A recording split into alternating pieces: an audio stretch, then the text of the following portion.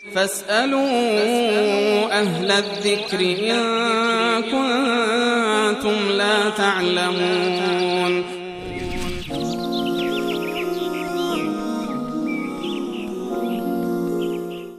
سال بعدی بیننده در مورد این است که حد نصاب پول نقد باید چقدر باشه تا زکات داشته باشه؟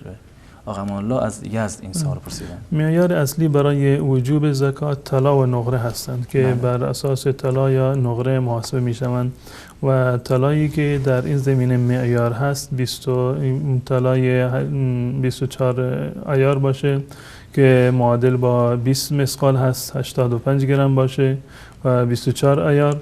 این معادل این طلا هرچی که قیمت روزش باشه تقریبا حدود بالغ بر 11 میلیون تومان هست امروزه، این زکات دارد، به شرط این که این پول به اندازه مقدار نصاب برسد، یعنی به قیمت 85 گرم طلای 24 عیار و یک سال کامل قمری بر اون بگذارد.